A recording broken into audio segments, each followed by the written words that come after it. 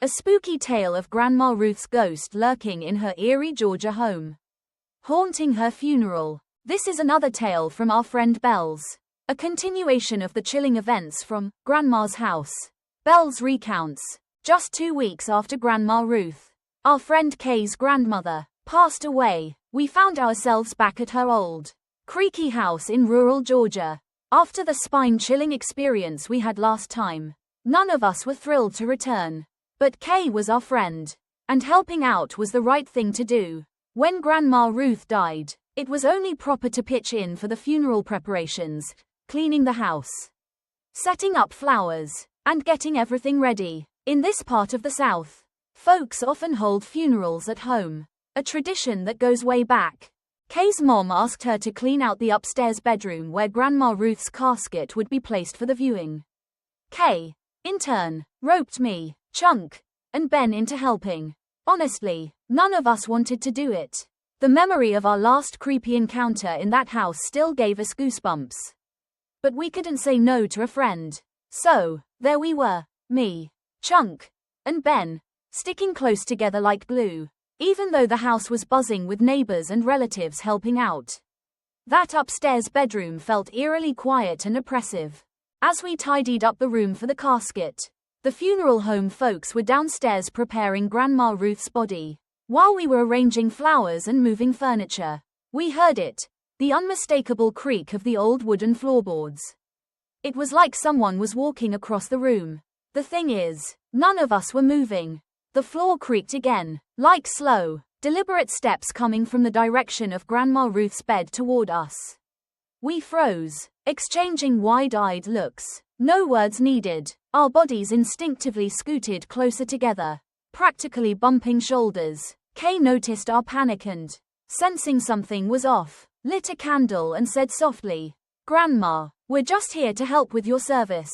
We mean no disrespect." After that, the heavy air in the room seemed to lift, and we felt a bit more at ease. We went back to arranging flowers, trying to shake off the unease. A little while later, Ben excused himself to use the bathroom downstairs. When he came back, he was acting strange, pale, trembling, and dead silent. I whispered, "What's wrong, man?" He didn't answer, just flicked his eyes toward Grandma Ruth's bed, where a mosquito net was draped over the frame. That's when we saw it. All three of us, me, Ben, and Chunk, saw Grandma Ruth sitting on the edge of her bed, staring right at us. Clear as day, no mistake about it. We didn't wait around, we bolted out of that room, practically tripping over each other. Kay followed, confused, asking what happened, but we were too spooked to tell her. We didn't want to scare her or the other folks at the funeral. Instead, we decided to finish arranging the flowers downstairs and bring them up later. By evening, most of the helpers had gone home to freshen up before the evening prayer service, which was set for around 8 or 9 p.m. behind the house. They'd set up a big tent to serve as a makeshift kitchen for preparing food for the guests. The four of us, Kay, me, Ben, and Chunk, headed there to grab a bite. We were silently praying the creepy stuff was over. Kay, being Grandma Ruth's granddaughter, had never experienced anything weird herself. But the three of us, we'd had more than our share of scares. The tent was set up a little ways from the house, and from there, you could see the whole place clearly, including the upstairs windows. The kitchen area was nearly empty, just us four and a couple of older ladies preparing snacks and desserts for later. The vibe was already eerie with so few people around.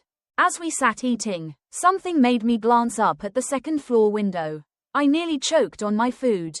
There, sitting on the windowsill with her legs dangling out, was Grandma Ruth, staring down at us. I let out a yelp, and Ben and Chunk followed my gaze. They saw her too, plain as day. We were terrified, hearts pounding, wondering why Grandma Ruth wouldn't leave us alone. Ben was the worst off, shaking and on the verge of tears, muttering, "I'm done, I'm going home." Kay, seeing us freak out, took us to one of the older folks helping with the funeral, a family friend named Mr. Thompson, who was known for knowing a thing or two about the supernatural. We spilled everything, how Grandma Ruth kept appearing to us, following us, Mr. Thompson listened quietly, then closed his eyes, almost like he was meditating or praying. After a moment, he opened his eyes and asked, "You all moved that old tobacco tin on Grandma Ruth's nightstand, didn't you?" I nodded, saying, "Yeah, we had to rearrange the room for the flowers and the casket." He shook his head and explained, "That tin wasn't just any keepsake. It was tied to a spirit Grandma Ruth kept. Something she held onto from the old ways. You moved it without asking permission. And that spirit's not happy." It all clicked, but I couldn't help thinking, we were just trying to help. Mr. Thompson had us light a candle, say a prayer to apologize to Grandma Ruth, and tap on the casket 3 times each as a sign of respect. When we finished, we heard it, a dry, raspy chuckle, like an old woman laughing. The chilling part, only the 3 of us heard it. No one else in the room seemed to notice. That sound haunted us. After that day, we swore we wouldn't go back to the funeral. But on the 7th day, the day of the cremation, something unforgettable happened. Back then, the town didn't have a proper crematorium, so they used an open pyre, stacking wood around the casket and burning it right there in the open. Everyone could see the flames and the casket clearly. And let me tell you, even in her final moments, Grandma Ruth left us all shaken. As the fire consumed the casket, you'd expect some movement, maybe an arm or leg shifting as the body burned.